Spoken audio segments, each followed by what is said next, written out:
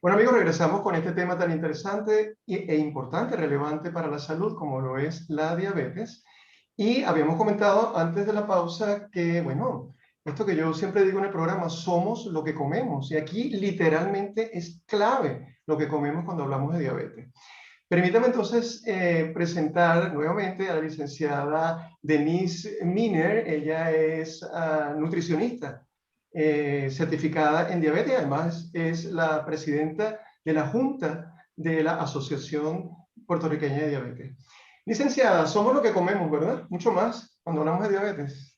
Claro que sí, la relevancia es tan importante porque con hacer pequeños ajustes, siempre vamos, ¿verdad?, diciendo pequeños ajustes para lograr entonces grandes cambios. Y básicamente mi vida profesional se la dediqué a la diabetes porque es ahí, ¿verdad?, cuando nosotros podemos ver esos cambios que el paciente hace porque lo notamos, ¿verdad?, en esos niveles de azúcar en sangre. Así que la alimentación es uno de los pilares en el tratamiento de la diabetes, ¿verdad? Adicional a la adherencia a medicamentos y a lo que es la actividad física, pero si un paciente, ¿verdad?, llega a mi oficina y tiene un alto consumo de, por ejemplo, jugos azucarados, ¿verdad? Tengo muchos casos y hemos logrado al enseñar a ese paciente, ¿verdad?, a consumir alimentos menos de 7 gramos de azúcar en esa etiqueta, hemos logrado que este paciente no llegue a utilizar insulina, porque realmente el problema del paciente era, ¿verdad?, la alimentación demasiada alta en azúcar.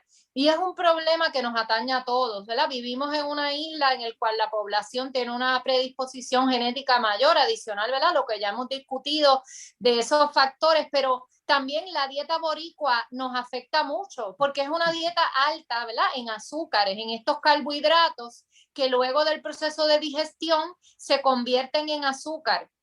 ¿Qué pasa? Este alimento, por ejemplo, los jugos, arroz, habichuela, que tanto nos gusta, papa, llame, yuca, todo lo que son lo que le decimos las viandas, se convierten en azúcar y mi páncreas tiene que liberar insulina para poder entonces ayudar a que esas células, ¿verdad?, absorban el azúcar y se utilice. Pero si yo tengo diabetes, entonces ya yo no estoy produciendo esa insulina que yo necesito para poder entonces hacer que ese azúcar entre a mis células y no se me quede en mi sangre.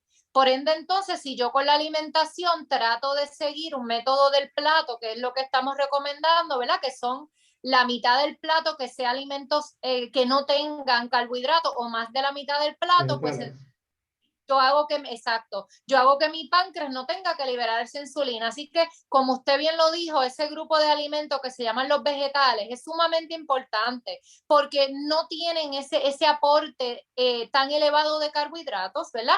Y otro grupo sumamente importante son las proteínas, que nos permiten entonces pues saciarnos y no tienen carbohidratos. Así que si yo me hago un churrasco con brécol, por ejemplo, pues realmente no tengo ese aporte de carbohidrato como si le añado arroz o le añado papa. Así es que el mensaje es ese, que la dieta boricua es tan alta en carbohidratos que tampoco entonces, ¿verdad?, nos ayuda. Así que mi recomendación es empezar por lo que usted bebe. Valide lo que usted bebe, beba agua, trate entonces de buscar opciones, ¿verdad?, bajas en azúcar, porque ahí es donde está el mayor aporte de lo que son esas azúcares simples. Y luego de ahí entonces revise ese plato, cuando usted se sirva, haga ese menú antes, trate de planificar y siéntese y mírelo y diga, yo tengo todos los grupos de alimentos o la mayoría, yo tengo variedad, yo tengo vegetales, yo tengo proteína, ¿verdad? Tengo mi grasa saludable y el carbohidrato, entonces disminuir esa cantidad, ¿verdad? Si yo me quedo con hambre, no es añadir más arroz al plato. ¿Qué yo voy a añadir más mejor? ¿Qué yo voy a añadir mejor? ¿Más carne, verdad? O más vegetales.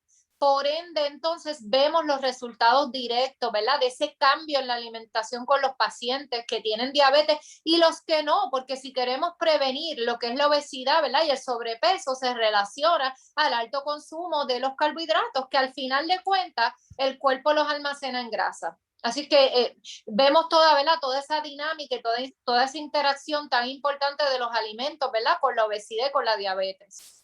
Yo no sé qué piensan ustedes en el grupo, me imagino que van a estar de acuerdo. Bueno, yo más o menos sé algo de lo que puede pensar la licenciada Padilla, pero en lo personal tengo una, yo diría, sin exagerar, profunda preocupación con lo que veo relacionado a los hábitos alimenticios de nuestros niños.